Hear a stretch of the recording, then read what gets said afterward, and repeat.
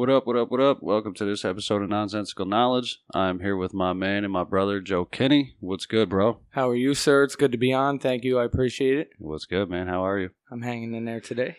Good, dude. For anybody listening, Joe is the owner of Straight Razor Society, located at 99 Broad Street in Waterford, New York. Full-service barbershop. Yes, sir. We do it all. Shoe shines included. Sweet, sweet. So tell me a little bit about it, bro. So, when did you, let's take it a step back first. When did you realize you wanted to cut hair? Man, I was pretty young. My mother cut hair when I was about 11. I kind of jumped into it just because my brother was a pain in the butt and needed haircuts all the time. So kind of jumped in early and tried my luck. My mom was pretty cool about it, you know. She fixed a lot of bad haircuts, but That's funny, man. When I was young and my mother was cutting my hair, dude, I had the bowl cut. Oh man, the bowl cut was a staple in our family. Every person, girl and boy, we all had it, man. Everybody, dude. You know, it's like a fucking tradition. If you didn't have a bowl cut, dude, you ain't cool. You know what I mean? It was like a super quintessential 90s skateboard haircut, you know? So that's funny. So where did it all start, man? So how old were you? All right, so I was 11. Picked up the clippers to cut my brother's hair. My mom handed me a old cheap set of clippers. They probably didn't work just because, you know, they were old and sitting around, and she... What year was this? Oh, man, 11. Do you remember? Like, I know. No, let's see here. I could definitely do the math quick. I was 11. I was born in 89, so we'll say 90. So 2001, I was living in Green Island, New York. No kidding. Yeah, like 7th grade. Yep. Dude, I seen some old pictures, dude. I was looking through your Facebook the other day, right? And boy. Remember when I sent you that picture of like the Straight Razor Society yeah. flyer, dude, to see if the information was accurate? Dude, I was scrolling through some of your pictures before the beard, before the long hair, dude. Man. I loved it, dude. It reminded me of me. Yeah, when I was young and dumb. I peacocked a lot. You know, I peacocked a lot when I was a kid. I like the bright stuff. I like the crazy hair. Well, dude, it's translated into fucking some good stuff. You're fashionable, dude. You fucking get into all the sneakers and oh yeah, I appreciate that. The fancy suits and shit. You know what I mean? Yeah, I like to look nice. It's fun. Getting back to it, so you were how old? I was 11, 2001. Okay, so and now it all started from cutting family's hair and cutting your brother's hair and little brother. When did you decide that you want to like go to school for it and shit? You know, that was something that I kind of struggled with for a while because you know, my mom was definitely a guiding force there, but she does the same thing for a living. You know, I took it from her, but she kind of always wanted, I guess, better for me. Right. She wanted me to do something that was a little more stable money-wise, didn't rely so much on the word of someone else, you know? Yeah, for sure. And that was definitely tough for a little bit because, you know, I wanted to appease my mother. I wanted to do right by myself and try to make something good of myself, but I always seem to kind of come back to, you know, my roots in that sense. I like to cut hair. It's creative. It's fun. You get to talk to people, you know. It's a different art form. Yeah, you definitely. Know what I mean, definitely. I see some of the pictures you post, man, and some of the styles that people go with, and I'm like, damn, it's like not my thing, but at the same time, it's like, holy shit, that takes skill. You know, listening to my son, dude, he's like, oh, dude, I need a fucking taper. I need I need this, I need that, and I'm like, what the fuck is that, dude? Just give me a high and tight fade. You know what I mean, dude? But different generation, you know. Oh, absolutely. I mean, I shit you not, man. I think it had to be yesterday, but I want to say 2 days ago for some reason. This kid, probably 12 years old. He just looked like how I figure I looked when I was 12, just kind of clueless and doofy and riding a scooter. You know, it was trying to find your way, man. Right. It was very eerily reminiscent of my childhood, seeing this kid come up my walk. You know, that's fun. He walks in. He was like, "What's up, fam? How you doing?" And that automatically caught me off guard. Like, okay, this kid's probably a little more hip to the game than I'm giving him credit for. You know? Yeah, for sure. It's different world out there now. It's crazy. Bro. You know. So he sits down and he goes, "Hey, all right, so I want a low taper with a medium fade, and I want you to point cut the top. I'm like, Jesus, man, you know as much about cutting hair as I do. Where did you get that from, you know? Bro, it's actually part of the culture right now, dude. These kids, man, like especially with Instagram and shit, it's like it's all over. Definitely, you know? Like definitely. You and my son were talking about what's that young cat there? What was it, Cam Mahar? Oh yeah, shout out Cam Mahar over at Fractal on Congress Street. Zach Ramsey, Cam Mahar. I can't think right now off the top who the third barber is there, but shout out to Fractal New York over there on Congress Street in Troy, New York. Yeah, dude, he's young. You know how old he is? Cam, I think he's like 16, man. 16, and he's been doing it a while. You know, same kind of story as me. I believe his mother cuts hair as well. Blowing up too. Yeah. Oh man, the kid's a prodigy. You know, fucking blowing up. Yeah, and that's what I mean though. Is like a lot of these kids are following, like you know, and even you, man, you're a little bit younger than I am. You know what I mean? So I'm 32. You're what, 28? No, I'll be 31 December. Oh shit! Yep, Holy fuck, dude! So you're not that far behind me. No, I just got a baby face. You know? Yeah, I've been told the same thing. Yeah. But yeah, so like I mean, with that being said, you know, like there's this younger movement. You know what I mean? Behind everybody wants to be a barber. You know what I mean? I asked you a couple weeks ago if you could apprentice or anything like that because my son is like won't shut the fuck up about it. You know what I mean? And I'm like, dude, we'll figure it out. You know, I would give a big, a word of advice to anybody out there trying to be a barber. Start young. Just a little closer on the mic. Oh, sorry. There you go. Yeah, perfect. Start young, man. If you're cutting hair, even if you just got a couple buddies that want to let you try it with a pair of shitty clippers you got from Walmart, you know, do your thing, man. Find your passion in what you're doing, whether it be cutting hair or whatever the hell else you're doing, you know. I happen to like it in hair, and if you're creative and maybe you don't know how to draw a picture, but you know how to work some clippers, fuck yeah, dude. Put that to work, man. Yeah, come on, see me. Yeah, yo, manifest that shit. You know what I mean? Absolutely. You gotta want it. So like, I mean, so take me down the road, Joe. Take me down the road of obviously starting. You know what I mean? And then you going to school. So tell everybody what education you do have in that field. All right, yeah. So I went to the Orlo Hair School over on North Allen in Albany, behind Cafe Italia. Shout out to Miss Alice and Andrew and Rick and Angela. They're a super good school, you know. It was actually a cosmetology school, so I had known a lot about cutting men's hair beforehand from, you know, just practice and kind of on the job training growing up doing it. Right, for sure. So I decided, my mom and I kind of shot the shit about it, and I decided it was probably best that I got my cosmetologist degree, because it kind of opens you up a little bit, right? Right. You're able to do color, even if it's on guys. You know, some guys want color. You want to be able to do a perm if a guy wants it. Or so now, being, and I sorry to interrupt you, but now being a barber, you're not allowed to do those things. Like you're not allowed to charge for those things, or you're not allowed to facilitate that. It's kind of a weird thing because the way that the licensing board or committee, whatever you want to call them, has set this whole thing up is that they've really separated the whole industry from being as creative or being as I guess crafty as they can. You know, right. A lot of barbers, you know, same barbers we were just talking about. A lot of these guys are doing stuff with color that's very creative. They're putting 2 or 3 colors on a guy's hair and doing a real creative texturized haircut, you know. Right. And it's becoming very big in the culture. A lot of dudes, you know, it's cool to be cleaned up and to take care of yourself now, as we're maybe in the 60s and 70s. Guys kind of, it was better to look like Grizzly Adams, you know? Rough. Yeah, exactly. Yeah, for sure. Absolutely.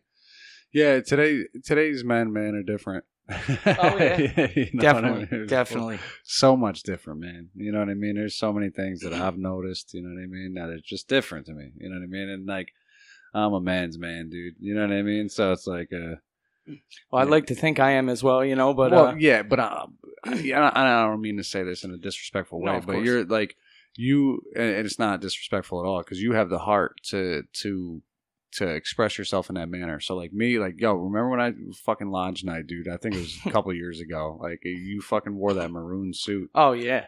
And it was like, I can't remember the boots, bro, but they were sick. You know what I mean? It's like shit that I wouldn't wear. Oh yeah, I had. But it's like, yo, that's a fucking great idea. Like that's some floral Steve Madden shoes on. Yeah, they were all right. Yeah. Yeah, and I was like, see, I fucking never do that. Like I would never do that, but that's just me. You know what I mean? I don't know. Well, I appreciate it, my man. You know, I like to, like I said, I like to peacock a little bit. Yeah, for sure. It's fun. It's fun dressing up. People see you and they kind of they instantly kind of are intrigued by it. They want to know your story a little bit. Stand right out. Yep. You know what I mean? All right, so cool. So getting back to it. Now, you went to school. Where was it? Orlo on North Allen in Albany. Okay, and so now your education is in cosmetology. Yes. Right. Yep. So now, does that license you as like so? Did it license you though, like as a cosmetologist? Yep. So I am licensed, and there's actually a lot of I guess there's a lot of turmoil around the whole straight razor thing with cosmetologists, but I pulled it up a couple times. I even screenshot it. I had it saved on my phone. Can't seem to pull it up right now. I don't know where it is at the time, but it actually there is a loophole for a cosmetologist to use a razor as well. It's just it's not certain places you're not allowed to use right. it. It's very muddy, the waters there, but I've been trained by a barber, Traj. Shout out to Will Yeager over at Patsy's Barbershop. You know, those guys are great over there. I worked there for almost 5 years. Man. Tragic Empire. Man, Shout he's out, bro. doing his thing. Yeah, shout out, Traj. Love you, bro. So yeah, so take us through that too. Like so, excuse me. Take us through that too. Like I mean, so now coming out of school, what was it like finding work? Was it did you have were you plugged in already, or did you have to kind of go out and jump into the field and? Yeah, well, excuse me. I think I actually was a little plugged in. You know, it wasn't the greatest, but I had a couple places where because I had a portfolio, I had some pictures of my work. I was able to take a friend of mine with me and do a haircut right on the spot to show people. Oh, that's sick. Yeah, I mean, I had a lot of really Shout good out friends, to that man. fucking Oh, friend. man, yeah. Shout out LaShawn Pringle. You are the man, bro. I appreciate you. You know, that's fucking awesome. That's what friends do, man. That's what we fucking do. Yep. Yeah. Yeah, so I started out early on after hair school. I think I started out at a place called Hair Studio 1 over in Troy. You know, kind of a local chain spot. Had like maybe, I don't know, 8 or 10 locations, you know. And where was this? What was the name of it? Hair Studio 1. Where the fuck was that? It's right up on Hoosick Street by, Ted's Fish Fry. Oh, okay. Yeah, I'm like, that's that little obscure area where it's like there's so much shit going on up there. You don't know what's up there. Oh, man. And it kind of was a shit show because, you know, I had just got my feet wet, and that was a place where you kind of worked on commission or you worked on, like, I mean, nothing. You know what I mean? You really worked on nothing. We did crazy shit one day for a whole sorority, group of sorority sisters. They had like a paint party the night before. Say what? And the guy switched out the paint with latex paint. Oh, fuck. Oh, my God, dude. These girls look so like... you had to clean their hair? It wasn't even cleaning at this point. It was salvaging. Oh, my God. Yeah, we were using like fine-tooth combs and like cholesterol, like straight up lard mayonnaise looking stuff to get this latex paint out of these girls' hair. Like 25 girls. Funny, man. Dude. Oh, it was terrible. So like I mean, so with that being said, so you how long were you there for? I would say I was there maybe about a year. Okay. Yeah, I was there like 8 months to a year or something like that, you know. All right, so where'd you end up after that? After that, I went to I floated around a couple spots. I tried like maybe a week or something to see if it was something I was interested Something you in. can get or, into. Right, if they had enough business or if I was going to be busy, shit like that. But I landed after that at Hair Club for Men. Let's see, 155 New Carner Road in Colony, Albany area. Oh, shit. Yeah, man. That's pretty dope. It was very cool. It was something unique to me because I knew how to, the men's haircutting aspect of it, but I had no clue about the restoration side of it, you know, changing guys who are bald, thinning, or receding to guys who are walking out looking like 20 years younger with a full head of hair, you know. This is... You're doing God's work. Right. These men were happier. You're doing the fucking... Yeah, you're making new people, bro. That's right, bro. And it was actually very fulfilling because, you know, to see this genuine smile of happiness on someone's face, even women too, you know, I did a couple women's hair. who they have like something called trichotillomania. Really? What is it? It's where Now they'll pull out a chunk of their hair. Oh, no. And it's like a compulsion. So they'll just continuously pull out like 3, 4, 5, 6, 10 hairs at a time. Like on some crazy shit? I wouldn't even say it's crazy. Or is it like a real disorder? Yeah, no, it's definitely a real disorder. It's shit. It's like a compulsion, kind of like Twitch or Tourette's or something like that, you know? Wow, dude. Yeah. That's fucking crazy. Yup. So I worked there for like, I don't know, maybe about another year.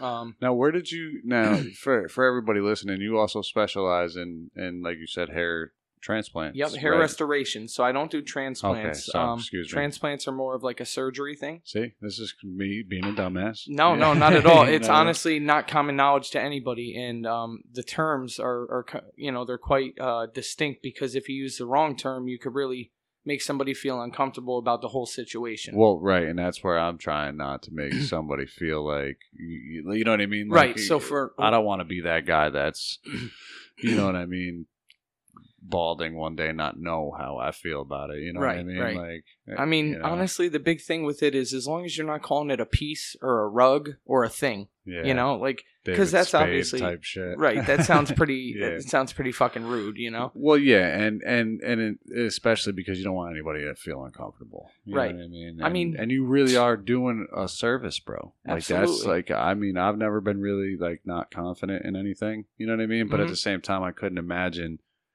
being not confident, you know what I mean? Like, it's like, fuck, dude, my fucking hair is gone.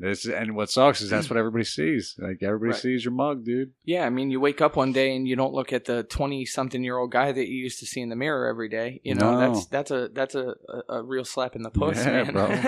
Yeah, guys like us, we age well. Most don't. Yeah, I mean, I'm hoping anyway. Here's a crazy example, dude. Is you know my little brother, right, JR? Yes, sir. Well, what's crazy, dude, is like, I don't know if you might be fucking performing some hair restoration on homeboy, bro. I'll tell you what, I'll take it from that mustache. Bro, yeah, it's so crazy, dude, because I was fucking with him the other day, man. Like, I showed up to my mother's house, and he was there, and he must have just gotten out of work or some shit. But it was hilarious, dude, because he's got like no shirt off. He's got this big fucking gut, you know what I mean? And like his hair is receded. He looked like Marv from Home Alone. You know what I mean? Yo, shout out to Marv and to JR right now. Yo, word up. You know what I mean? And I'm like, bro, what are you gotta fucking do something. You gotta start getting healthy, bro. Yeah. Like, something's going on. You're a whole year younger than me, dude. And I'm in that same boat, Ed, man. I gotta start getting healthy too, you know. You come work out with me whenever you want, dude. Yeah, definitely. So as soon as I start opening shit back up again, you know what I mean? Get my car back on the road. The thing's been in the freaking shop for 3 months now during this whole quarantine, so. Yeah, I mean, shit's tough right now, bro. Yeah. Shit's so hard. So speaking of which. Yes. So, all right, so we won't get there yet. So I want to kind of stay on track. So, all right, so coming out of the second place, at what point did you start working for Traj? It was shortly after that, actually. I kind of went right from hair club for men.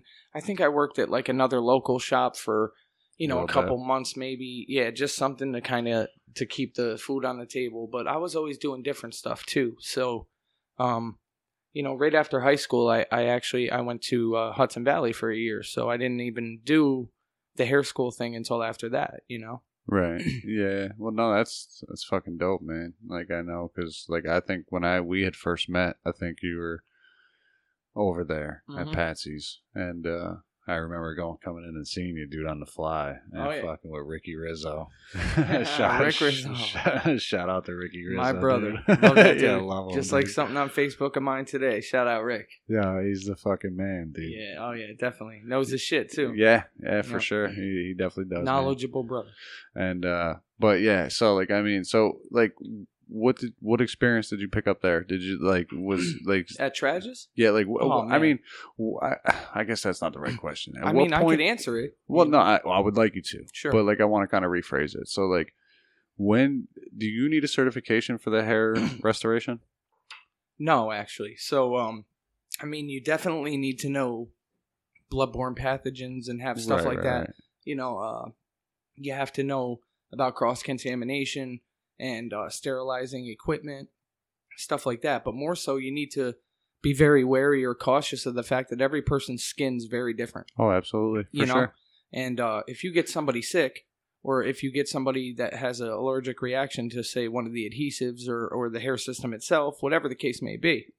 Get into some weird situations, right? Right. So, always do something like what they call it a patch test. You use a little bit of the chemical, like, for example, if a woman's getting a color and she's never had color before, you take a little dab of that color and you put it behind her ear for 24 hours. See what happens. If she don't have no issues with it, then she could get the hair color and there's no issue. Now, people that really do that, probably very few now in the real world. You know what I mean? Well, because everybody just goes for it now. Well, that and color is so much different than it was even 5-10 years ago. The shit's made with vegetables and shit now. Like, well, like, I mean, it should be. You know what I mean? Like, getting more closer to natural shit. Yeah, versus formaldehyde and stuff like that. Brothers, like, there's chicks that ruin their hair. There's shit that, like you said, salvageable. You know what I mean? That's it. And you'll never know their real color ever again. Hairdressers were dying, and they were doing autopsies and finding like burn marks and like pounds of hair in their lungs and. What the fuck? I mean, yeah, just from breathing from the chemicals, man. Like back in the day, that shit was formaldehyde for real. Like they were pickling themselves, Yeah, dude. I can imagine where, like, early on, dude. Figuring it out, like the early days. They were probably like, "Fuck, dude," and like you're cutting people, like you're like, especially straight razor shit. Like when that started, like who the fuck thought of that? Like, you know what? Let me take this sharp ass rock and fucking slide it across your face. Right? I don't like this bushy ass beard I got, so I'm just gonna scrape my face. Yeah, well, I guess like I was reading, like I said, I did a little bit of research, and they were saying that like 10,000 BCs when they started to like take sharp rocks and fucking. They were tired of it. You know what I mean? They started to modify shit. And then there was like a movement in Egypt and, where they that was when everyone was shaving. Yeah, they shaved their heads. They shaved everything, dude. And then they drew it on or tattooed it on. Yeah, it's craziness. It was a cleanliness thing. Yeah. Oh, for sure. For sure. Definitely. But like, so hair restoration, you obviously, is there like a lot of business around here for hair restoration? Or is it like more of a specialized... there definitely is. There's definitely a lot of business, but as far as being specialized, it's also kind of that too. There's a lot of business, but it's not like people are running to the shop to get it done. Right. First of all, it takes. I think I heard a stat or a quote somewhere about it takes like 7 to 10 years for a guy to fully accept that he's gone bald, and by that time he's already bald. No fucking way. Yeah, right. Denial's not only a river in Egypt, bro.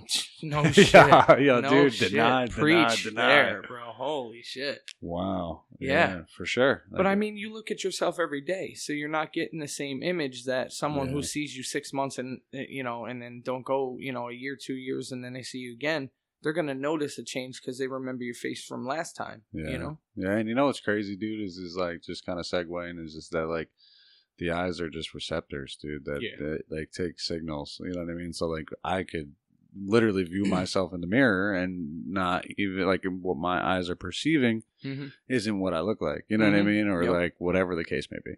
It's fucking nuts, dude. Oh, it's that whole thing about Bloody Mary in the mirror or whatever. Oh yeah. Say it 3 times or 5 times, whatever, and it fucking she shows up. The reason why that Candyman shit. Yeah, exactly. The reason why that was said to be true was because years ago, they did a study or whatever. You could stare in the mirror for I don't know how long it is. I don't know if it's 15 minutes or 30 minutes, but after that, your brain starts rearranging the way your face looks because no fucking way. It's bored. Wow. Yeah. So what would happen is people would really fuck themselves up, man. They'd be sitting in there for hours looking in the mirror, Bloody Mary, and it would really. That bitch showed up. Yeah, right. Because essentially she showed up, dude. Yeah, their shit changed, man. Well, psychologically, you're changing your brain. Yeah, you're for creating sure. a little rift there, Yeah, well, you're forcing your brain to modify shit. Like, because now it's like, all right, well, now I'm taking in, and it's a reflection, so I'm sure it's affecting your brain somehow. So yeah, just the self-reflection. Yeah, well, it's weird too because your eyes have a reflection too. You know what I mean? That's like so your eyes are like what inverted or like some shit like that, where the signal comes in upside down and backwards or some shit. Yep, they're like concave and. Yeah, and then we gotta like process it. The signals have to process it. Yeah, it's fucking nuts, dude. It's not. How's that maker's mark? Oh man, delicious. Thank you for that. Yeah, it's good stuff. I'm super stoked to have you on the podcast, bro. I'm happy to be here. It's flowing good. I like the conversation already. Well, this is why I really want to get into your story, bro. because like it's inspiring and it's fun. You know what I mean? Yeah, it's fun, dude. And no bullshit. It's fucking amazing to see my friends doing well. Yeah, like it's fucking sick. You know what I mean? Definitely appreciate that. Man. So anyway, we're getting there. You know what I mean? So like when you went to Trages, you know what I mean? So you were there for how long? Oh man, like very close to 5 years, I think I would say. But I left for a year in between and did. I was living out in Colorado, you know. But I stayed in contact with them the whole time. Nice. Talked to all the guys there. Yeah, when I came back, there was a couple new faces, but actually, I met some of the best barbers I've ever known, really personally. From when I came back, there was Michael Richmond, who's over at Duke's now. Guy's sick barber. I had him cut my hair forever. Yeah, man. Rocco Soriento, also at Duke's. Those guys, the level of skill in our area is severely underrated, man. There's so many good barbers. Yeah. That's sick, dude. And it sucks, dude, because like these people should be fucking known, bro. Oh yeah. You know what I mean? Like Marv, Sal Lamana, Pete. Shit, there's a ton of real good barbers out here, man. Donnie Maserati over at Patsy's. These guys are doing well. We gotta find a way to share them up, dude. Yeah. Blow them up. Yep. The same thing with you, bro. I same appreciate fucking thing, man. Like I want to turn, like, I would love to see you, Johnny, everybody, dude, fucking blowing the fuck up. You know what I mean? Making fucking moves.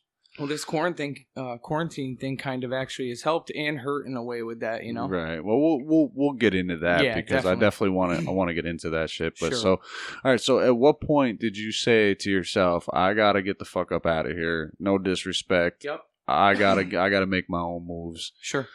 And what inspired you to go and get your own shop? Well, actually, to want to have my own shop was a day one thing. Since the day I saw my mom get her own shop, it was in she's been doing it 23 years. So 97, 98, man. Christmas time, my mom got her own shop over in Waterford. And it was super inspiring. Very, that was a cornerstone in my whole wanting to do this and wanting to have my own business and wanting to make something of myself that way, Absolutely. Saw her do it. She was raising 3 kids pretty much on her own. My grandparents were very, very much in the picture and my uncles and all that. But, my mom was doing it by herself. Big, she put her big girl pants on, man. Shit. Yeah, yep. Worked her ass off every day and she would go without so we could have Jordans and Nikes and typical fucking greedy kid shit. Right. We were, yeah. I was there. Yep. I was that dude. Cake eaters, man. That's it. I'm here. You got to support me. Yeah, that's right. Mama, give me this, give me that. I can't get made fun of in school, man. Come on. That's right. And my mom never let us either, man. She never let us down. Yeah, bro. Mom, I love you. You're the best. Yeah, shout out. Hell yeah, sure. You're the best. Yeah, man. That's fucking. It's so inspiring, man. So all right. So what was the process of getting your own shop? Did you have to save up? Did you have to fucking did you just find an ideal spot that was perfect for, you know what I mean, what we were doing? Or because obviously I've been to the shop, but I'm trying to keep it in the timeline of it was how actually, you got to the shop. You know what I mean? Yeah, absolutely. I had kind of a weird situation with that, something that most people wouldn't have been able to fall into the way I fell into it. Right. So actually, after I left Patsy's, I worked at a couple random shops, a salon up in Latham. It was a cool little spot. It was very new, just opened. I was working at a spot right next to it until, things went sour there. And then the girl moved from there, opened her own spot next door, pretty much down the road. And I went with her and kind of branched off a little bit. Right. Yeah. And all the while I was doing construction full time. With a company out of Green Island. Oh, no shit. Yeah, a good buddy of mine from high school, one of my best buddies. Busy as fuck, dude. Yeah, he was, it was a good spot. I was making good money, and that was kind of tying me over while I was taking care of my customer base on Sundays at my mother's shop. Right. And that's downtown Waterford. So that was solid, dude. So her having the shop was solid. Right. She never worked on Sundays, so she allowed me to go there and at least keep my customers happy. Keep them coming, yeah, for sure. Right, because I was working full-time doing construction, so I had to at least alleviate some of those guys needing cuts because they didn't want to go nowhere else. Super loyal guys, and gals for that matter. So I'm cutting on a Sunday, it was probably 6-7 months after that. I had actually stopped working with the construction company and was just cutting on Saturday nights and Sundays and I think Mondays at my mom's shop, you know. And an old guy walks in one day and he goes, "Hey, man, you're the barber here?" I said, "Well, yeah, I'm not really the barber here. This is my mom's shop. She's letting me cut hair on Sunday. I can't really take any walk-ins. I'm not trying to take her business. Right. I'm just doing all my guys." Yeah, for sure. That's respect. He goes, "Hey, man, I'm not even looking for a haircut." I said, "Oh, okay, what's up?" So what you want then? He goes, "Well, I'm the barber down the road." And I say, "I didn't even know there was a barber shop in this town." He goes, yeah, I'm in the back, but why don't you come down and check it out? Maybe you want to come work with me." And I said, "You know what, with all due respect, sir, I'm not really trying to work with anybody ever again." Right. To be honest with you, I just happened to have some hair on my nuts that day. You know what I mean? I might not have said that to him another day, but that day I was just, nah, man, I'm not really looking for anything where I have to work with somebody. If you want me to take that shop over from you, whatever. Yeah, we can work something out. Fuck it. Whatever. Bam, you look like you're ready to retire. You know, you're in your late 70s. If you'd like to retire, I could take the shop over. We could get it done. We'll work something out. Right. So, you know, he said, "Well, I don't think I'm ready for that quite yet, but, you know, thanks for your time anyway." No shit. Yeah, like, you know, I said, "All right, well, that's cool. I appreciate it." But you planted the seed, though. Right. That's fucking That's sick. exactly what I did. And so he must have went home and talked to his wife, and, you know, his wife actually ended up being getting sick, having cancer, but she recovered and all that, but she ended up getting sick shortly, you know, during the same time period. So I'm sure it was definitely a weight off his shoulders to know that he didn't really have to work anymore. He'd be getting a small paycheck, for sure, you know, every month from me until it was paid off. Did he own it, or was he like renting or leasing it? So he owned the business, right? But and everything that was included in it, you know, the barber chairs, the stations, you know, the benches, the cash register, tables, so everything, all that, right, top to bottom. But he didn't own the place that it was at. The first place that it was at was in a small shack in the front of the parking lot where my shop currently is now. No shit. 1933 it opened. Little tiny little shack, man. I mean, it was smaller than this kitchen. Wow. Yep. And a guy named Honks Swayze, Henry Swayze. Honks Swayze. Yeah, badass old man who used to smoke cigars and drove a DeSoto. He was smoking cigars like a straight razor. That's in right, their face. man. Super old school. Good for him. Yeah, so the shop was from 30. Oh, excuse me. You're good, the shop bro. was from 33. The guy Chuck, well, he was aptly named Chainsaw Chuck. Chainsaw Chuck. See, Yeah. I'd be kind of reluctant. I'm not gonna lie. Oh, I was man. like, yo, you know As what? you should Listen, be. hey, yo, Chainsaw Chuck's gonna cut you up. You know what I mean? Like, what, dude? Now I'll go with Soft Hand Sally there. Yeah, can I get somewhere in the middle? You know what I mean? Like, shit, dude. You know, that's fucking such a cool story, though, bro. Yeah, Chuck took it over in, 57, and he was there until 2019 when I took it over. No shit. Yeah, man. Yep. I think he did 57 years. No, he was there in 60-something because he did 57 years. What was the name of the barbershop? It was Chuck's Barbershop. No, you're good. It was Chuck's Barbershop, and before that it was Honks. Oh shit. Is, Honks Swayze. That's so fucking cool, man. Yeah. And and you said in the 30s? Yeah, the 30s is when I think Swayze's dad actually owned it for something different, and then Swayze got it when his old man. Yeah, right. Yeah, that's so dope, dude. Yep. Waterford's got a very, very significant history, man. Tons with the canal and the tugboats. Everything, bro. Yeah, Waterford's a great little town, man. Bro, it's like a second home for me. Like, I've never lived there, but like obviously the lodge was over there, and it was just, bro, I spent so much time over there. It's such a beautiful fucking city, bro. Fishing's great too, and the people are good too. People are amazing. You know, fucking amazing, dude. You know I deal with a lot of people from anywhere from 95, 97 years old all the way down to 2, 3, 4. You know. Yeah, that's fucking nuts, bro. Oh, it's crazy. Some of these old guys, like one of the guys fought in the Battle of Okinawa. Oof. Man, he's like the nicest guy. You know. Yeah, dude. Yeah, it's. We went through different shit. The city's great, bro. Like it was like one of the United States' first incorporated towns. Yeah. Yep. As far as I know. Yep. Dude, like, yeah. I think it is the first incorporated town. That's what I mean, dude. Yep. I'm almost positive too, because when I was doing a lot of research back into Orange Lodge, which was the first Masonic lodge over in Waterford. Okay. Yeah, dude, it fucking crazy history there too. Like I'll get into that. I'm like, I have to do like a Masonic episode. Yeah, dude. sure, definitely. But in any event, yeah. So like, I mean, there's a lot of history over there, dude. And like, it's such a tight knit community. You know what I mean? And I think a lot of old families, right? You know? So basically, you paid him off to Yep.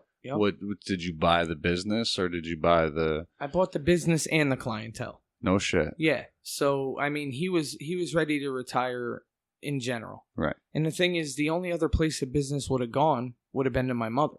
Right. But the thing is that these old guys wouldn't have gone to a woman for one specific reason. And I mean, no offense by that. It's because no woman in the town used a straight razor. And they're not willing to go outside of town. These are, these are guys who are walking down at 5:30 in the morning, sitting there. Right. Been there their whole life and 50 years getting their hair cut there. Yeah, and they're accustomed to a certain cut, dude. Absolutely. You know what I mean? Trust me. Why do you think I hit you up? Oh yeah. You know what I mean, dude? I literally only fuck with you, Johnny, and Trash. Consistency. No bullshit. Yep. And I'll fuck with everybody. I try to do it all the time. I'll bring the kids. Hell yeah. And so, like, when you bought it, like, and he just bowed out, like, or...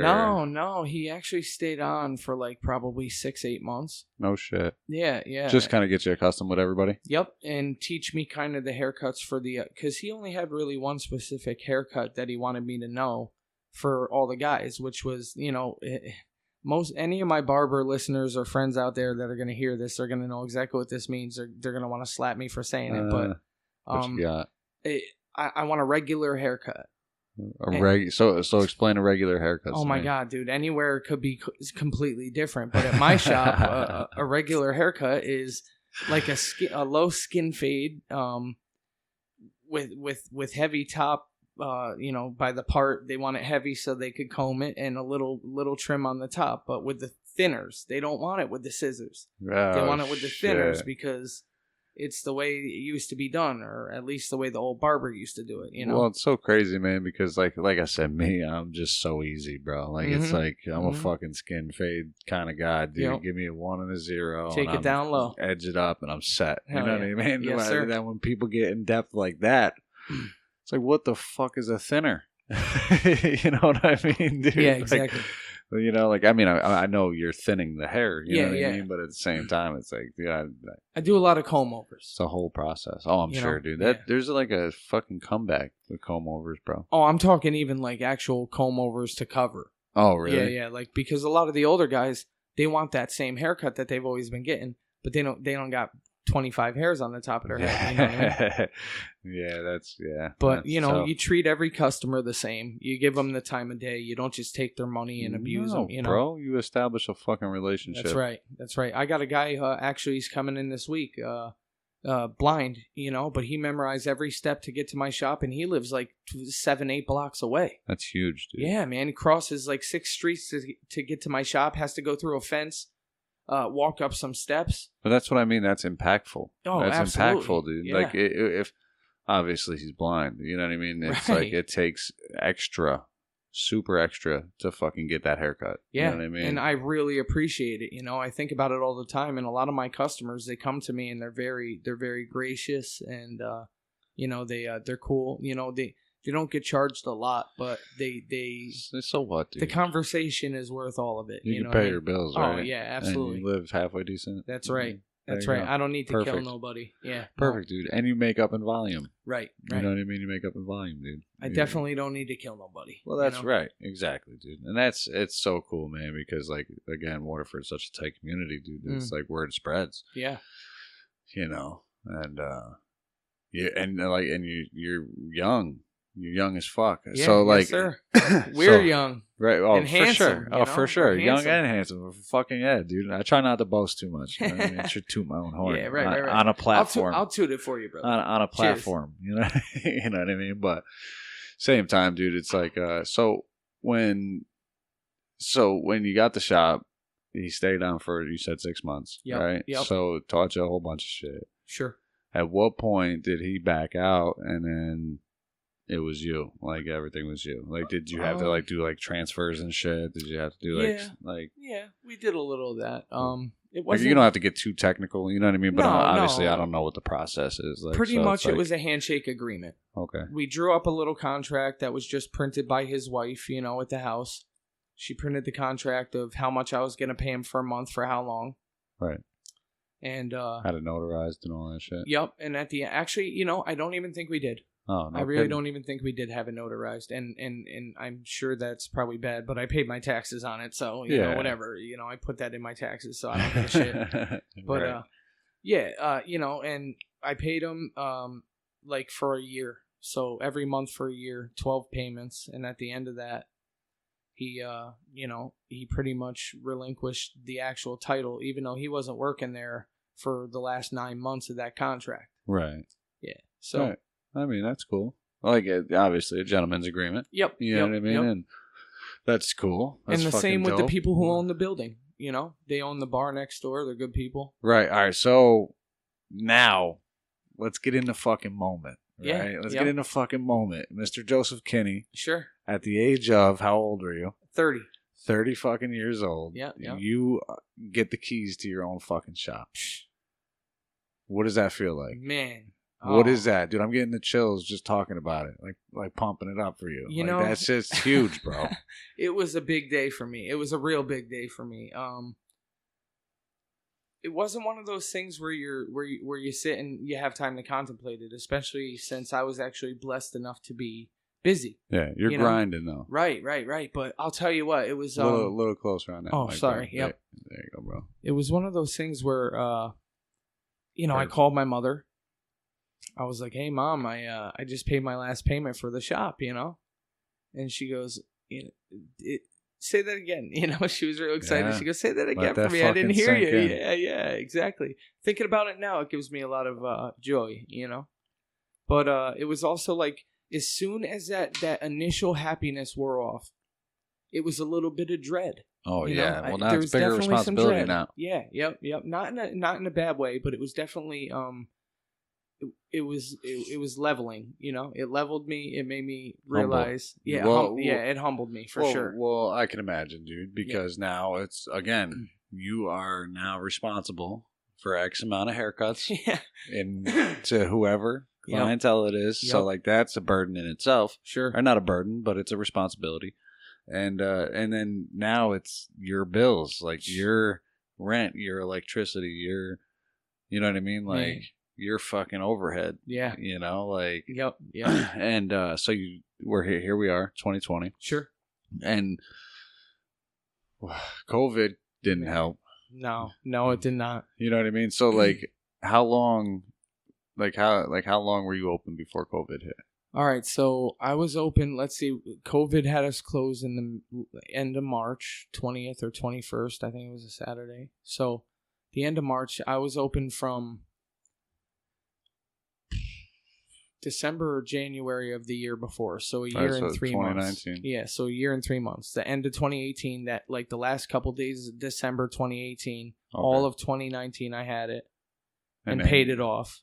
And then in 2020, just in February, I paid it off. What a fucking kick in the dick. Yeah. What a fucking... I paid it off in February, man. Yo, what the fuck is going on with the universe, bro? It's like, yo, here you go, bro. Here's this ultimate fucking moment of happiness. Yeah.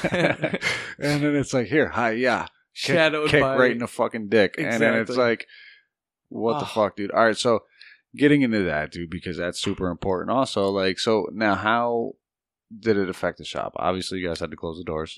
Yeah. Or you had to close the doors. So so what happened with that? Like, so... It was kind of devastating in a lot of ways because my customers didn't really have anywhere else to go. You know? Most of my customers, I would say 75-80% of my customers they were within the high risk pool. Wow. Yeah. So it's tough. Right. So super very tough. Very super tough, dude. And they're sitting home, and they're already, most of the time, the only thing that keeps them happy and having a good time with their day is going down to the barbershop, getting a haircut. And having a fucking chat. Right. Having a conversation, a couple of the guys. With the young guy. Right. With the young guy of fucking the invigorating young guy down right, full of piss and vinegar, you know. Yeah, and I'm going to Straight Razor Society. Right. It sounds gangster as fuck. And a lot of them, you know, I mean? they love it. They really old. do. Hell yeah, they feel good because they feel young, bro. Right. I give them some nostalgia. They feel young. Yeah. And they're walking in there, dude, and they're saying, like, for anybody that hasn't been to fucking Straight Razor Society, 1, you're fucking up. 2, second, like, what I want to say is as soon as you walk into this shop, man, there's fucking comic books and antique toys all over the fucking place. Yeah, you know what I mean? And it's fucking sick, dude. It's got a... I don't want to put years on. What would you say? Like a 60s feel? Like no, it's more like 20s and 30s. Actually. That's what I mean. Yeah, like that's what I'm saying. I don't fucking know the years with the barbers and shit, but like it definitely has that fucking feel, dude. Oh, and yeah. It's dope. It's fucking sick, man. I can imagine being 75. Like, you know what, dude? I got 4 hairs on the top of my head. I'm gonna go get them trimmed. You know what I mean? And I give them a sticker when they leave, and they got one of my stickers with the little, you know, the handsome devil on it, and the razor. Those are sick, dude. Did I tell you about my fucking blunder? So no, remember? No. So check this out. You're actually the first person I've told.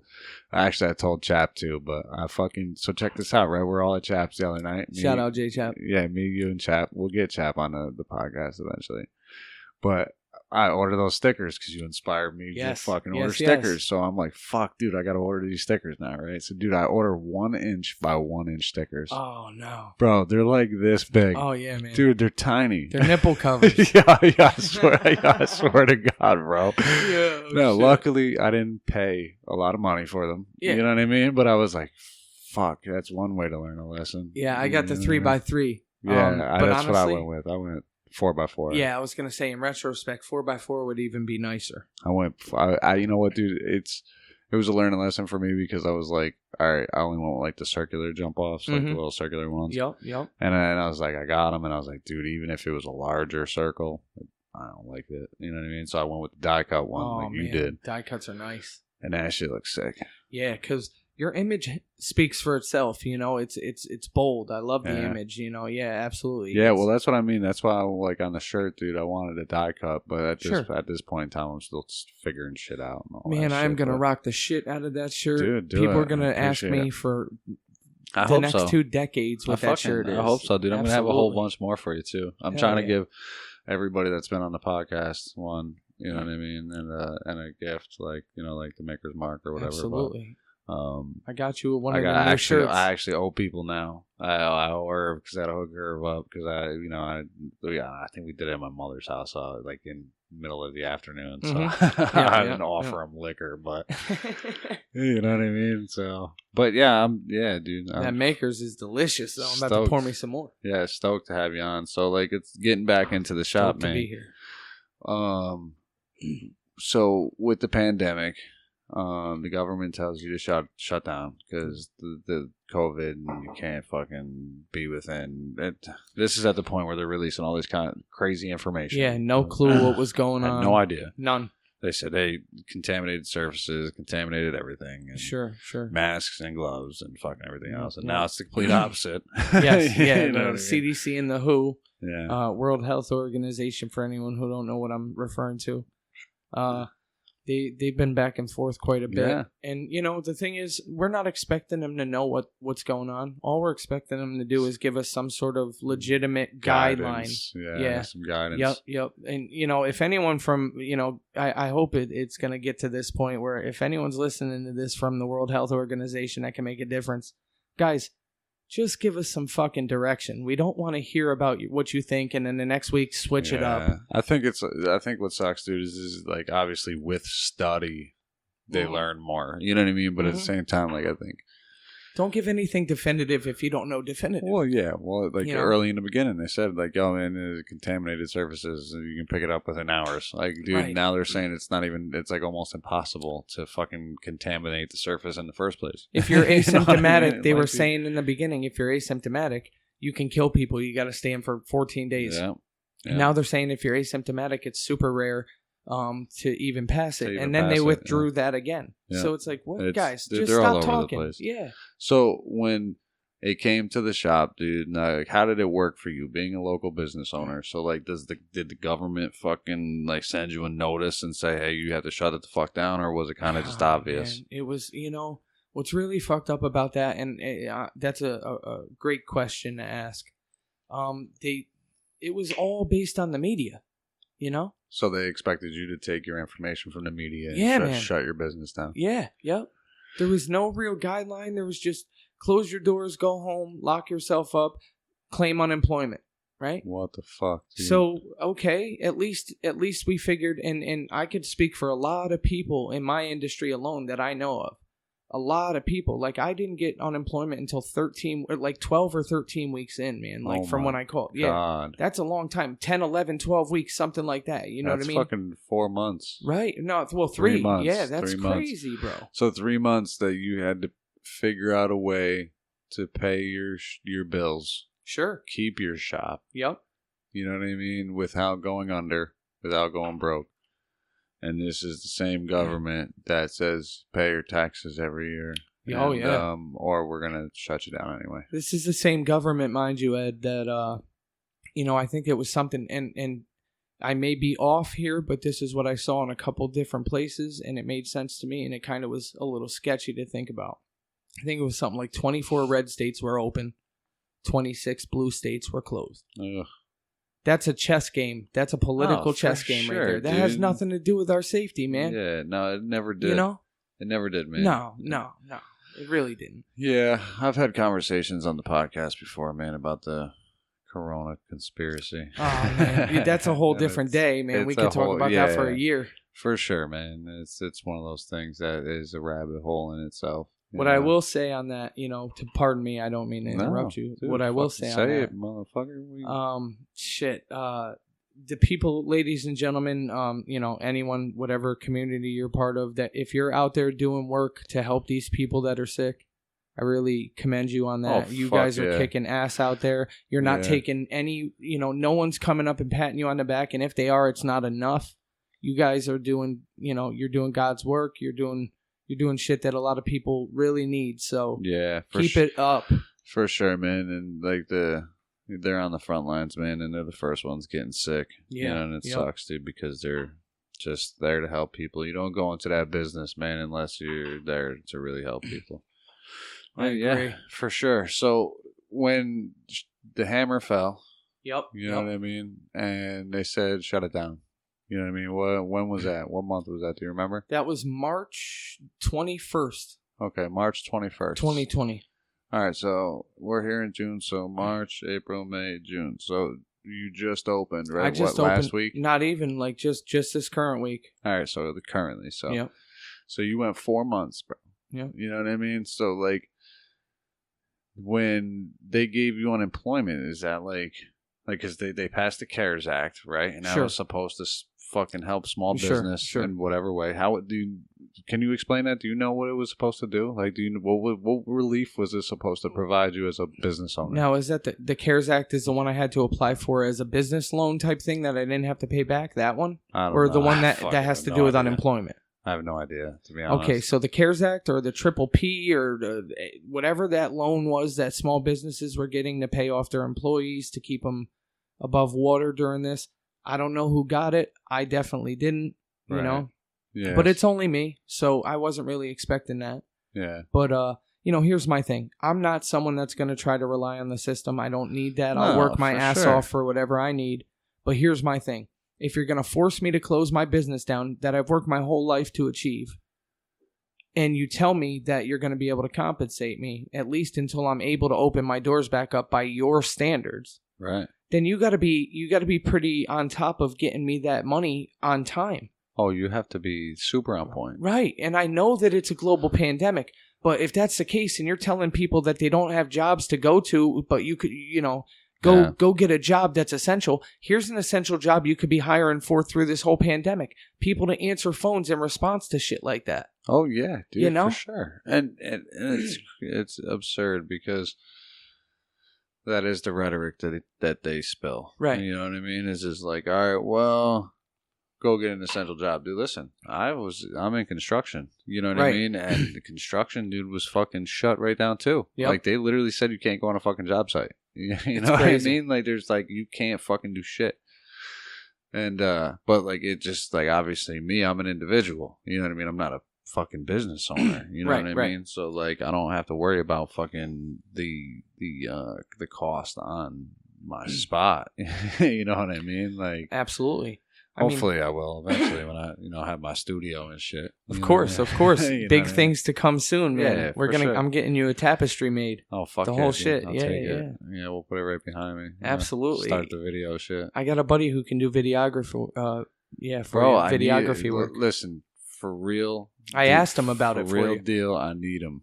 Like, I need him. Yeah, he's willing to do it. He's done it before. I need his expertise, man. He's the one that took the pictures of me that I just put on the... Yeah, see, and this is for everybody listening. I forgot to tell you, Joe is a model also. I'm not that. I'm not that. You know what Thank you, brother. Thank you. I'm not that. You know what I mean? I told you he's fashionable. You know? And he's fucking, he gets weird. Ladies. Yeah, right? How you doing? Yeah, man.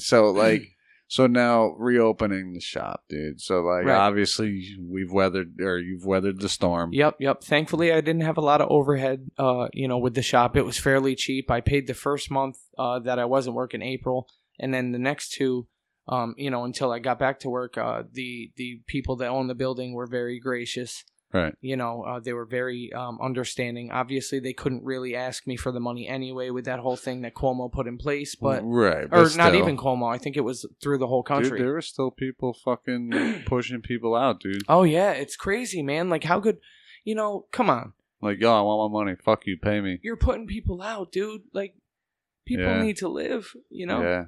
Well, that's what sucks, dude, is like they're looking at it like survival of the fittest.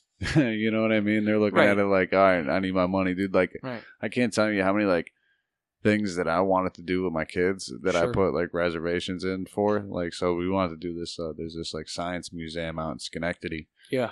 And they were doing like a Harry Potter themed, like the fucking science behind the magic or some dumb shit. Yeah. And bro, it was like $50 a ticket. And so the COVID hits, they cancel it. Or they say they're going to reschedule it, right? And then they fucking reschedule it. And then after the reschedule comes, they cancel it. And then they say, no, you can have it for a future event. No refunds. Damn. Yeah. So grimy shit. Yeah. I was going to do the same thing. Me and my buddy, my tattooer, one of my best friends, Gentleman Tommy. Shout out Gentleman Tommy. Resolute. Yeah. We were going to Big J Okerson in the mall. We were supposed to see his comedy act. Oh, no shit. What's that, at the Funny Bone? Yes, sir. Yep. Yeah, I got to get over there, man, when they open back up. Yeah, I've never it's been a good there. spot, man. I actually, not to toot my own horn, I cut George Lopez, the comedian's hair here in Albany when I was working at Patsy's. That's right. You fucking told me that. Yeah, he had a show at the Funny... excuse me. The Funny Bone. Wow, that's some good stuff, man. I was cutting his hair. A half hour later. I know. And, he was a cool guy. We shot the shit, cut his hair in his hotel room. He was real cool, down to earth, not a fan of POTUS. But would they call you? No, actually, he had his, funny thing, man. How does that happen? You just go to his fucking hotel room and... Yeah, Patsy's downtown Albany. So, I'm working one day and, shout out to George Lopez. His dossier or his right hand guy or whatever the hell he called him. I don't know what he was, but this guy came in looking like a drunk off the street, man. He looked wasted, and he wasn't. But he stumbled in all like weird, and he came up to me and he was like, "Hey, man, question for you." I'm like, "Yeah, what's up, dude? You want to cut George Lopez's hair? The comedian?" I'm like, yeah, dude, way. I swear to God, I go, yeah, I got Pope John Paul in the back. As soon as I finish him up, I'll get you right in. I thought he was a panhandler from Albany trying to come in and, blow smoke on my ass. What the fuck? Right. So he goes, no, man, I'm serious. He goes, I'm like 100% serious. Like, nah, man, I ain't fucking with you. I'm dead serious. He shows me his business card. He's like the administrative assistant to, Mr. George Lopez. I'm like, what get the fuck out of here, man. This is crazy. That's awesome. Yeah, it was What are the odds? Right. And what are the odds that of all the people in the shop, this guy stumbles over to me? You know what I mean? Yeah, that's crazy. Yeah, it's pretty crazy.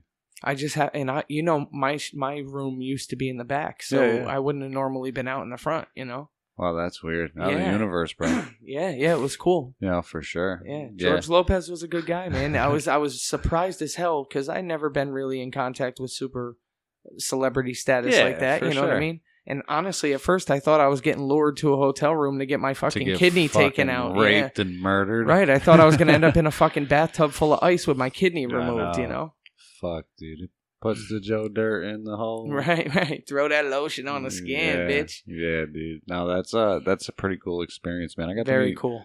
I got to meet Freeway once. Really? Yeah, dude. Oh, man. A bunch of us went out to, a bunch of my family and I went out to see.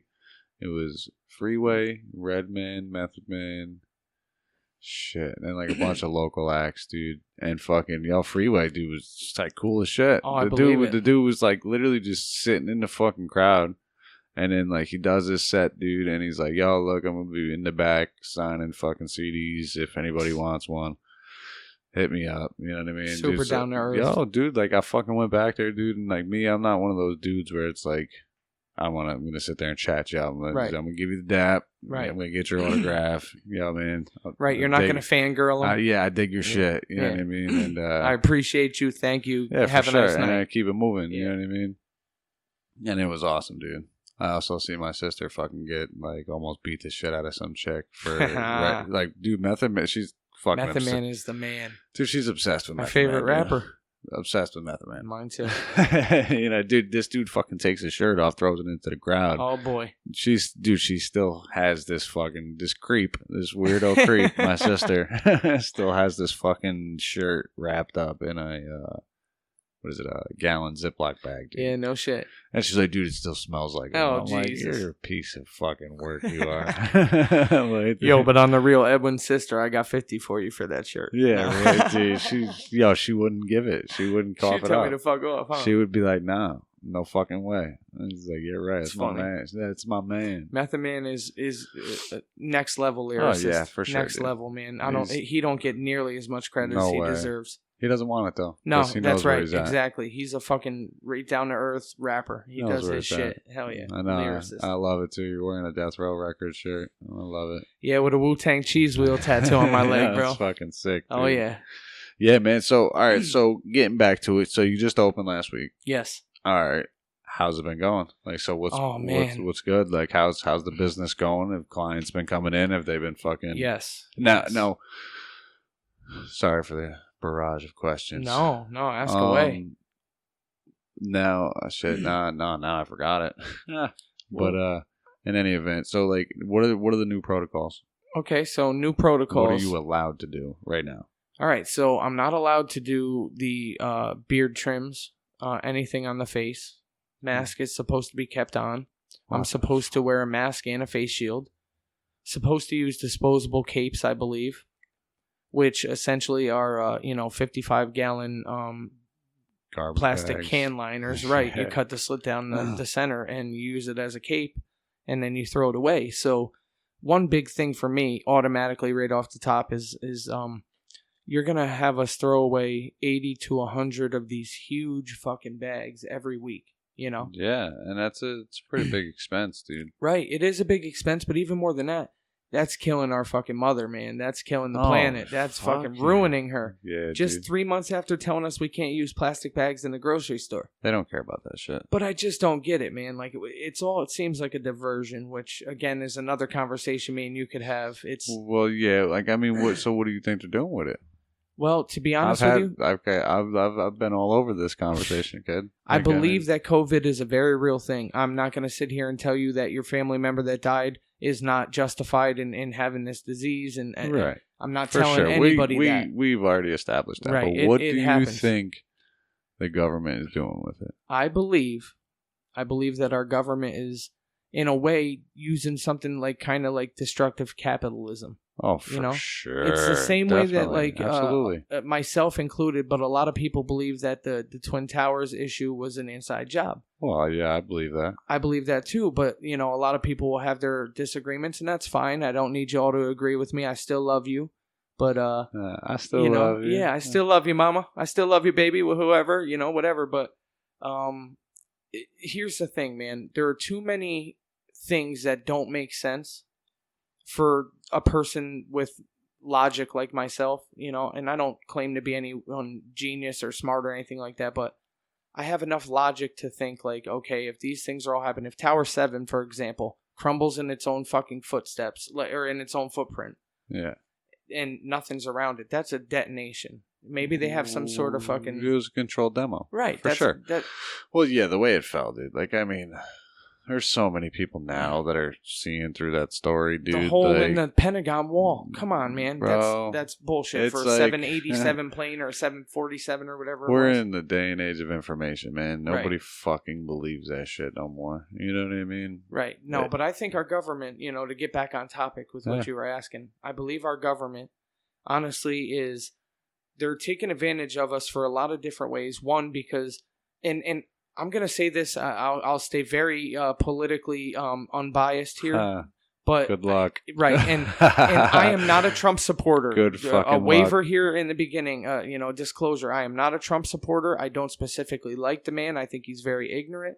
But I believe that he is making these other politicians very uncomfortable. Oh, for sure. He's making them very uncomfortable because he's coming out with things that they don't want people to know. So in that way alone, I believe that that's one thing that they do not want him to get voted in again. Oh, no, for sure. And I don't necessarily want him voted in again either. But if he does, I believe we're going to get more disclosure.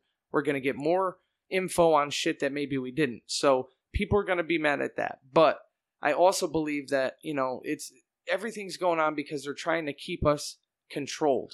Well, yeah, I agree. I fucking agree. We're starting to get woken up. I think, there's definitely a process going on right now with people being. I was just talking to Chap about it the other day. There's like a mass awakening. Yes. You know what I mean? Oh, like a mass conscious awakening. And what's happening is that these people are starting to see through the bullshit, man. Like when it's fucking common sense, like now you're calling me stupid. You know what I mean? Right. And most people don't like to look foolish. Nope. You know what I mean? And it's like, how many times has the government been caught lying thus far? You know what I mean? Just in the very recent future, hundreds that you could pull up and prove. Oh, for sure, dude. The list is endless, really. Right. You know what I mean? So I agree that it's a diversion.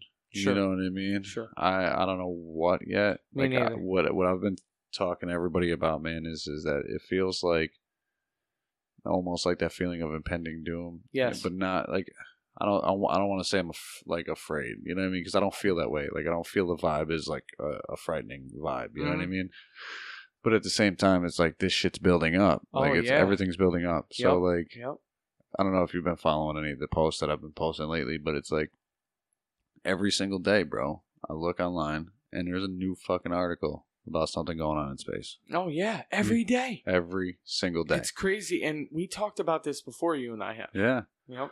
Every single day, bro. And it's like, okay, I can understand discoveries. You know what I mean? Sure. But it's like, oh, dude, scientists just created a fifth state of matter. Yes. Exotic matter in space. And it's like, the fuck do you mean? You know what I mean? Where was the study? Matter. Where was the study on this going before? Inner Earth structures. The inner Earth structures, dude. 36 intelligent. God, dude. Yeah. How is that all of a sudden coming out? Well, so basically, what we do have to disclaimer, it is based on numbers. So it's like so they're taking new numbers and they're saying like, okay, well, we have X amount of, we're estimating this amount of planets or stars in our solar system. Sure. You know what I mean? And then they're saying, okay, well, out of the ones that we do know, this is how many we do know, like say like our odds. Like, so we're one intelligent civilization, quote unquote. Right. And yeah, right. How you see it. yeah, right. You know what I mean? Absolutely. So, and we're one. So, like, if we're 1 in a billion, you know what I mean? So, like, say there's 10 trillion fucking stars, you know what I mean? Right. They have Then to say, there's a okay, well, matter dude, at there's least- fucking X amount of intelligent 110 civilizations. or whatever. Yeah, right. But I think that's just a smoke screen, dude. It's like, no, we're getting ready to tell you that there are Aliens. so many aliens, and that we are going to let you know that not only is this Space Force been happening since the fucking 50s. Like, oh, yeah. Project Blue Book, man. Bro, Project Blue Book, dude. There's so... Operation High Jump. Dude, there's so many good ones, dude. Admiral Byrd, man. Yeah, that guy. there's so many good. Did I show you those stamps, bro, that I picked up? Yes. Oh, yes, my God. They're fucking sweet. sick, dude. Yep. So sick. I picked up what is it, like his Antarctic map too. Like his it's like his big fucking map that I gotta get framed now. And I gotta find a fucking spot to get it framed. AC Moore. Yeah, I have to check it out. I want a nice one. Nice fucking dope frame for it. Absolutely. Frame the stamps and shit too. Yeah. But yeah, in any event, so like now when you reopen the shop, right? Yep. Getting back to the shop, dude. Yep. So when you reopen the shop now, what's the consistency like? So like, do you have to wait like so long in between customers, or yeah, it's very odd because like I have to do so most of the older guys, they're like a 15-minute haircut, you know, and I have to do 15 minutes in between each one of like cleaning, you know, because I got to clean the shop from top to bottom, clean my chair down, clean the station, sweep. So you got to sanitize the whole place. Yeah, essentially, especially because I have such a small shop. You know, it's so enclosed. Yeah, that's true. So I can't really get away with just cleaning my workstation. I got to really clean the whole shop, you know, which isn't bad because, you know, keeps me more on top of my responsibilities there, you know, and I keep a lot of things cleaned up and I stay more stocked up and all that. For sure. It's definitely been tough because, excuse me. You're all good, bro. It keeps me a little tied up because, you know, I don't really have any time in between to do anything else. I don't really want to take a lunch break because I'm only really able to take maybe 10 or 12 haircuts a day if I'm working a 10. Well, now you got to fucking hustle. Right. Now you got to hustle a lot, bro. Right. So in the morning, I'm doing half-hour appointments for the older fellas that only take 15 minutes. And now you can't take walk-ins? No walk-ins right now. Not supposed to do that. And honestly, sucks, dude. I'm kind of sticking to it, I think, afterwards. That's the one thing that I've kind of adjusted to that I like. Well, that's cool, though, dude. Like, Yeah. I mean, if you can book your time, bro, and it works for you, then why not? Right. I'm booked out a couple weeks right now. Just be me walking in. Right. And, you know, I'll always have a spot for you, brother, you know? Yeah, fucking every time. Like, yo, did you cutting today? Yeah, I got spots. I got spots for my brothers. Yeah, man. So, all right, that's cool though. So you get to basically fill your time. Like when I showed up today, homeboy was filling out his schedule. You know what I mean? Yeah, and that's cool, man. That's fucking sweet. Yep. Tommy said he was coming to see you one of these days. What did he say? Tommy Seymour. Oh, I think Thursday. I think tomorrow. Oh yeah. Yeah, 4:00. Yeah. Yeah, we went golfing the other day, bro. Oh man, I gotta get out. Dude, it was so much fun, dude. I love it. It was awesome. It was Mark Foss, Joe Ski, Irv Ackerman, myself. Who am I forgetting? Tom Seymour. Yep, and John Vogel. Oh, John Vogel, that's right. Shout out to the brothers. Yeah, you guys are the best. Mark Foss, you are the champion. Fucking Mark Foss, dude, is fucking awesome, dude. That guy knows his shit, man. One, he knows his shit, dude, but he really embodies the brotherhood. Yes, you know what I mean? Absolutely. And ever since I've met him, man, I was there for his degrees and all that stuff, and you crushed it those nights, man. You crushed it. Yeah, I was there that night. I do my best. That was my degree night. Yeah. Oh, was it? Yeah. No, me and Mark went through together. No way. Was it really? Yep. Wow. Yep. I didn't remember that. Like I definitely didn't remember that. But I'm glad I was a part of it. Yes, for sir. sure. Yep. Me and Mark went through together. Sam was the year before us. Because that's when the master bailed. Yes. And I had to do it the day of. Yep. Yeah, whatever. I love doing that shit. But, you know what I mean? It was a lot of fun. But Mark really does embody the fucking... Oh man, the Brotherhood aspect of it, bro. He rallies dudes. He does. And it's so fucking cool, dude. It's so inspiring. I love seeing it. So inspiring. I love being a part of it when I'm able to. You know, Mark is one of those guys that he's great for the craft, you know. Definitely. We just lost a big one for the craft. Oh actually. my god, dude! Rest in peace, Jeffrey Hoderath. Rest in peace, Jeff. You know, a friend of ours, a brother, had a heart attack while he was gardening, and passed away. And rest in peace, man. He was such a good dude. Oh yeah, this guy was a theater actor, I believe. Yeah, for sure. Yep. He was really something. Dude, he was involved in like the historical societies. He was involved in a lot of different things. And he was one of the custodian of the works too. Yes. Like he worked on the actual ritual. So yeah, dude, it's tough big loss. Hit. Yeah, big hit. Tough loss, dude. He was. You know what I mean? Such a good dude too. But so like I mean now that you can only take appointments, like what's the like forecasting, like what are they saying, like what when are you going to be allowed to give me a fucking straight razor cut? When are you going to be allowed to shave my face? Well, let me tell you something. Straight razor. My shop is Straight Razor Society. On the books. Oh, okay. Yeah. Okay, I was gonna say my shop is Straight Razor Society, and as of this coming week, you know, I love my country. I would consider myself a patriot in as many ways as possible, but my government is not going to tell me how to run my fucking business. Yeah, not going to do it. Yeah, you know? Man. Well, you got to do what you got to do, bro. Right, and you know, I'm there to give my customers, my clientele, an old school representation and bring them back into the old school way of getting their hair cut. Most of those guys expect the razor; they're getting it. You know. Yeah. Fuck yeah, dude! I expect the razor. Shit. Absolutely, and I'm abiding by the other rules. You know, that's one of my favorite parts, dude.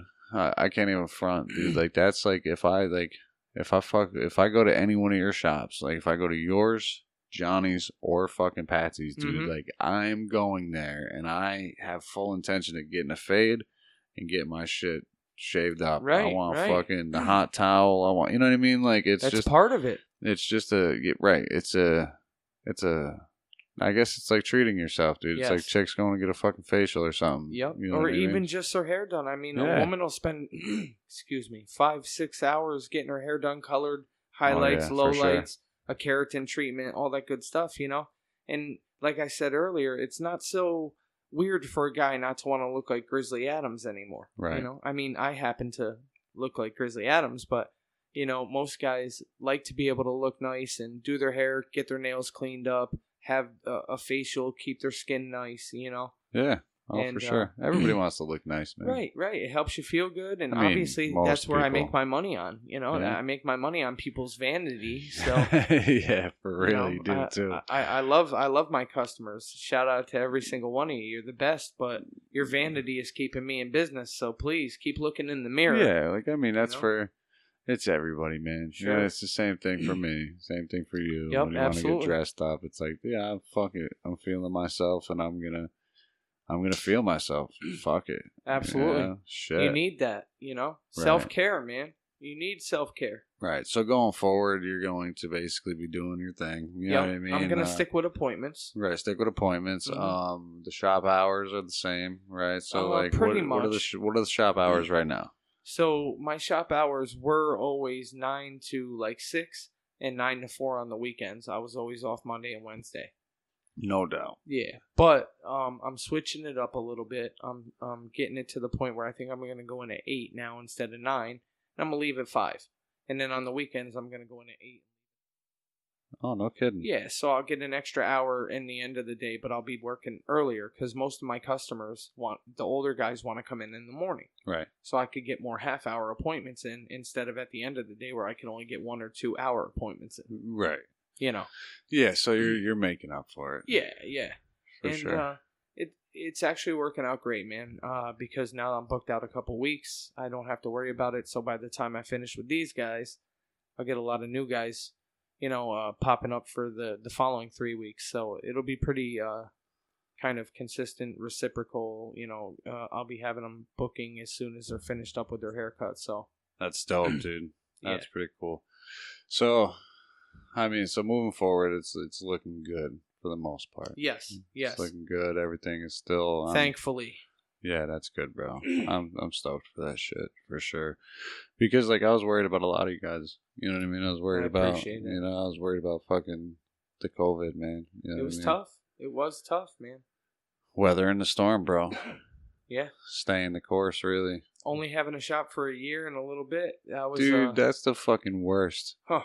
That's like, yo, man. Just catching up. I just finished paying, I know, right? I just pay off my shop. Here you go. Eat a dick. You know what I mean? I'll tell you what, if I was still paying, I wouldn't have never made it.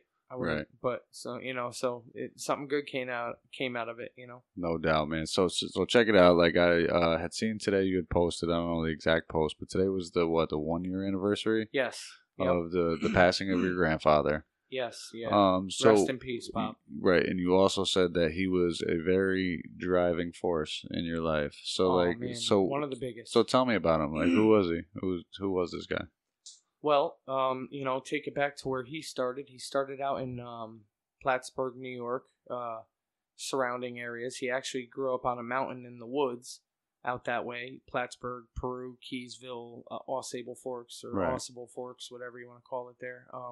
I think it's Ausable. Yeah, every time I say it's Ausable, it's like, nah, you're wrong. It's something like that, But my grandfather grew up out there. No electricity, no television, nothing like that.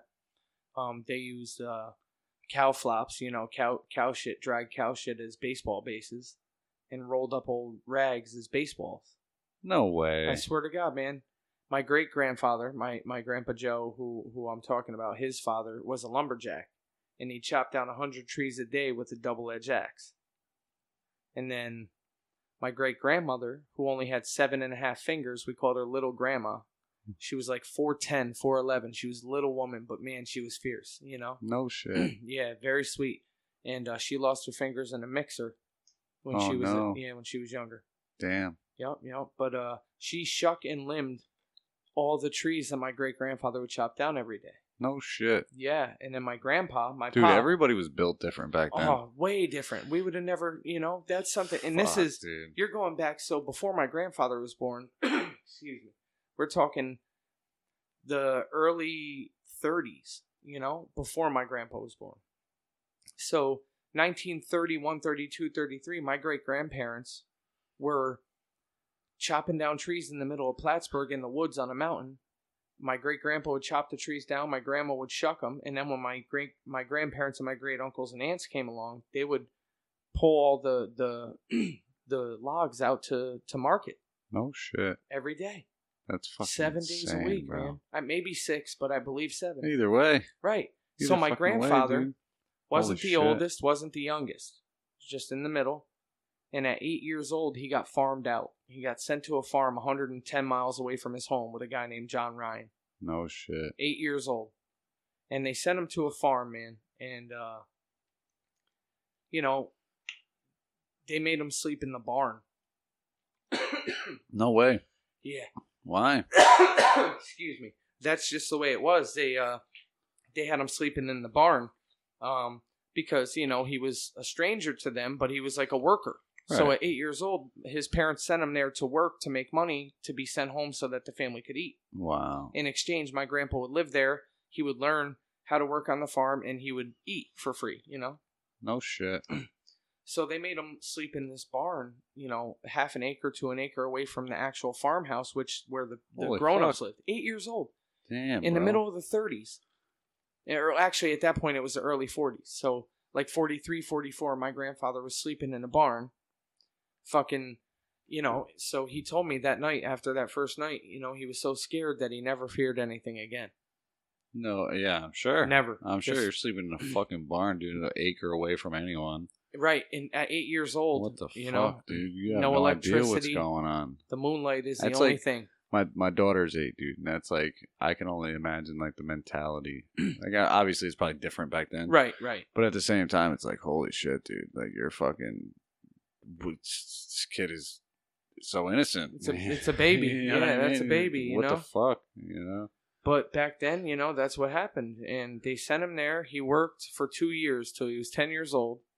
And then he came back. And the guy, John Ryan, that owned the farm, my grandfather told me a story from when he was there. He goes, this guy, John, the farmer, told him, get in the truck and drive that truck into the barn. And my grandfather, 8, 9 years old, said, I don't know how to drive. And he shouted at him. He said, get your ass in that truck and drive that into the barn like I told you. No shit. You know, again, this is in the 40s. He's a hired servant, essentially. Yeah, you know? indentured servant. Right, yeah. right. So my grandpa jumps in at 8, 9 years old, has no clue how to drive it. It was like a 3 on the tree or a 4 on the floor standard shift, you know? Yeah, of course it was back then. Right. And, for sure. You know, old farm truck. So my grandpa jumps in, slams on it, and drives it right through the barn door. No way. Yeah, 8, 9 years old. I mean, what can you do? My grandpa jumps out terrified, thinks this guy's going to bury him in the farm, you know? Yeah, for sure. I mean, look how you've been treated thus far. Right. Oh, this is it. The old farmer laughs. He This is goes, ha fucking ha. See, I told you could drive that truck. Wow. Laughed at him. Yeah, he goes, I told you could drive that truck, kid. Now, from now on, you listen to me. Yeah. You know, so my grandpa got a lot of hard-earned knowledge there. You know? I'm sure. Sent back home. And then when he was 13, they moved down to Troy from Plattsburgh. They drove a rubber-wheeled Ford. A rubber-wheeled Ford. Yeah, a 32-something coupe, maybe 36 coupe, something like Ford, that. Ford didn't come out too soon before that, right? Yeah, it was only like late. I think it was 19 or 20. Wow, no shit. So it's still like I said, that's still brand new, dude. It's only yeah. a couple. No, maybe it was years. late 28, 29 because I know there's like a Model A that's like 20, 27, 28, Oh, 29. yeah, you're probably right. So Yeah. late 20s. Yep. Yeah, you're right. Because the Model T was when? 30s. No shit. Yeah. All right, so no doubt, dude. That's cool. So what happened now? So he drove down to Troy, him and his family. They got a house that had running water. First house they'd ever been in with running water. So he, he flushes the toilet, and they realize that it keeps coming back. So for like the first week, they're flushing the toilet like lunatics. Mom, keeps coming back. We got more water. You know, they were so excited. They had never seen anything like that before. So, no shit. Yeah, that was real cool, for him to tell me stories like that because... Well, yeah. Dude, like, those days were so different. Oh, yeah. Those days were crazy. so different, bro. Like, to like...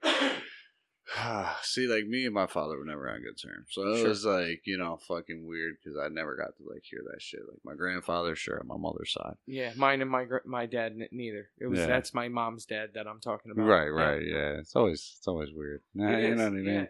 Yeah. Yep. But, yeah, just a little closer. If you sure. Can. Yeah, there you go. Perfect. Yeah, so, like, I mean, so going from there, so, like, what happened next? Like, where did he... So he's the servant, right? So he's coming up on this farm. How long was he there? He was there 2 years, 8 years old to 10 years old. So approximately he was born in the beginning of 37. So now, was he sending money home or like? Yeah, the farmer was sending money home to his family because he was working for, that was the exchange, right. And he would eat food there for free, obviously, and they would provide shelter for him, which shelter was really only just the barn. Yeah, whatever. They just had to give you something out of the elements. Right. He wasn't sleeping in their house with them. 2 years, bro. Imagine spending the winter in a barn. I couldn't. My God. I couldn't, man. Ugh. And then, so, he's like 12 years old, 13 years old. He moves down to Troy. He with family? Or? Yeah, with his whole family. Yep. Okay. His brothers, his sisters, his mother, his father. Drive down in a rubber-wheeled Ford down to Troy. He starts working as doing a paper route. Him and his brother Tony, I believe it was Tony, they come home every weekend with 25 cents after the whole week of working. What the fuck? 25 cents for the paper route. Oh my God. Once in a while they get in a little extra.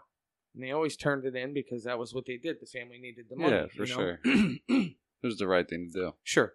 So he turned it in and he got an extra 5 cents. So him and Uncle Tony went and stopped by the donut shop they walked by every day on the way home, the bakery, And they got like 6 donuts or whatever. Powdered donuts with the jelly in the middle. No shit. Yeah, so they ate them on the way home, threw the shit away, go into their home. hand my great-grandpa the 25 cents. Oh, that's good, boys. You had a good week, huh? Yeah, Dad. Did you get any extra this week? No, Dad. He slapped the shit out of him. Oh, shit. The donut guy Don't told lie him. to me. The Don't bakery, lie to me. The baker told him. So he asked again, did you get any extra this week?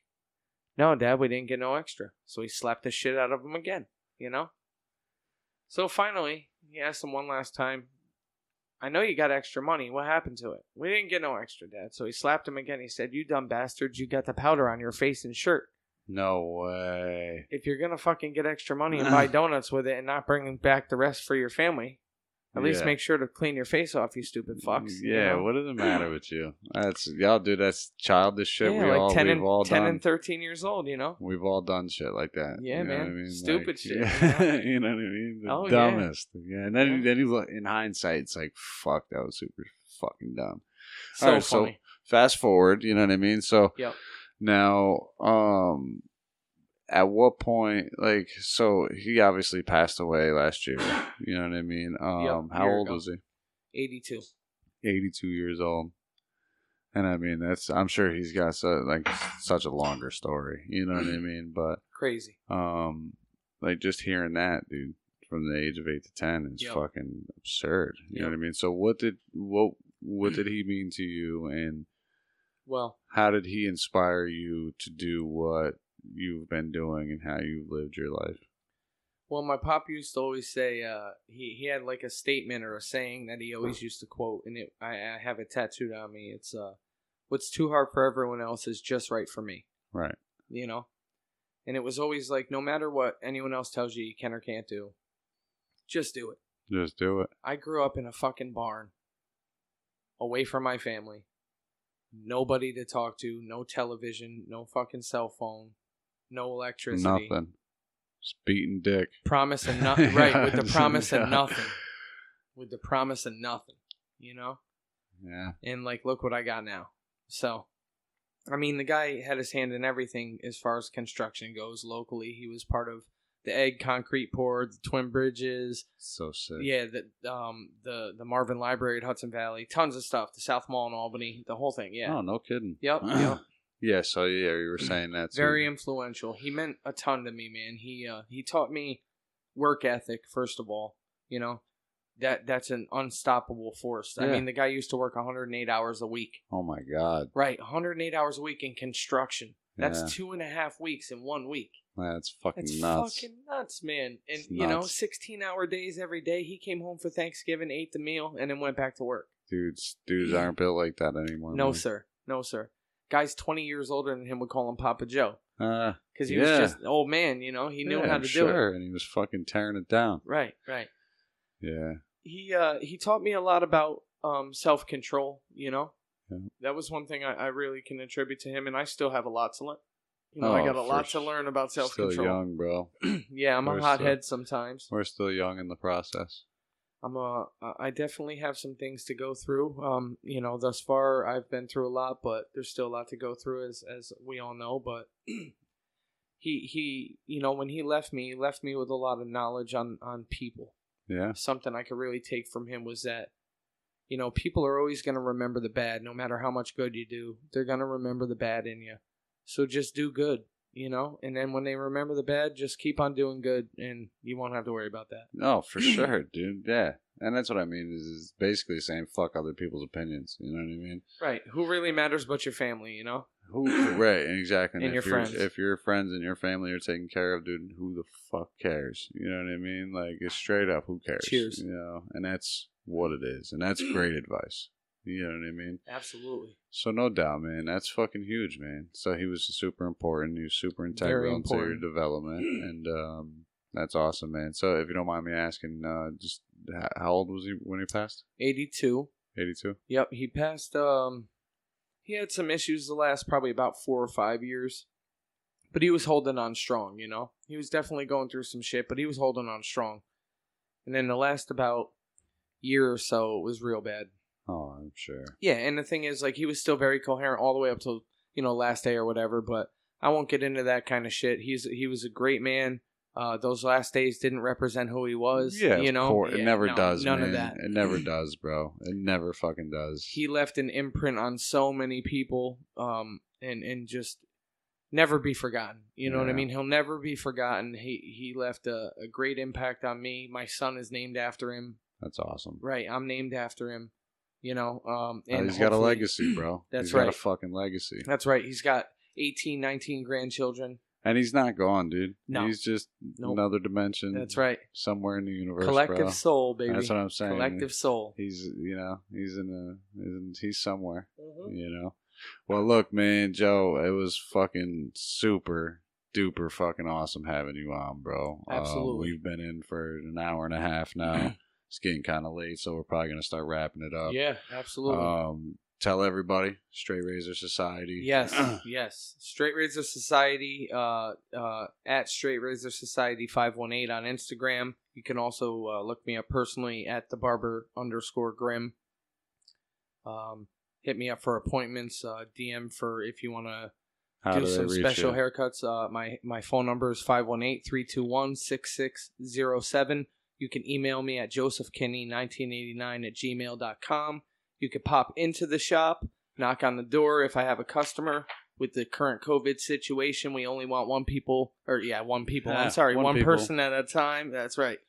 I accept all people, all walks of life, LGBTQ community, plus, black, white, Chinese, Indonesian. I don't care where you're from. I don't care if you're homeless. Come get your haircut. I love you.